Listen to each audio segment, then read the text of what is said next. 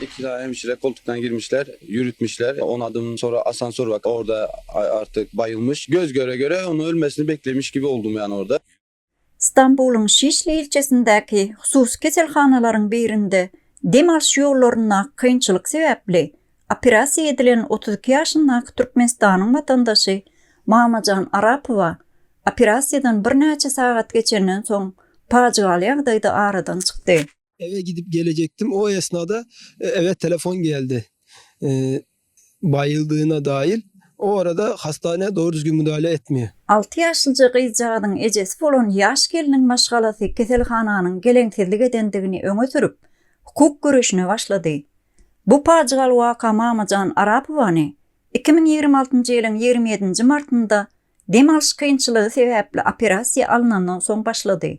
Maşgalasynyň aýtmagyna görä operasiýa wagtynda oňa estetik özgörüşlikler hem edilipdir.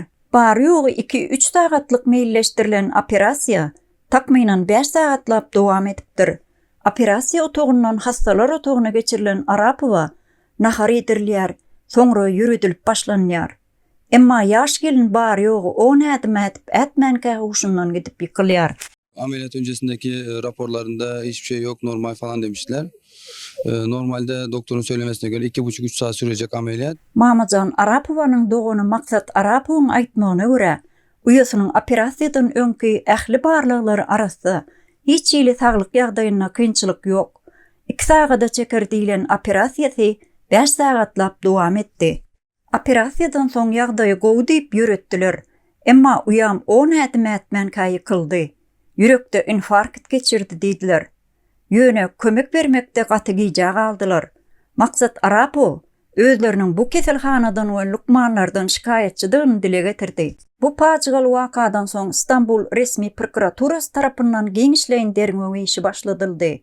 Ýaş geliniň asyl ölüminiň sebäbi Kadyet Lukmançylyk edarasyndan geljek barlyk netijelerinden soň belli bolar.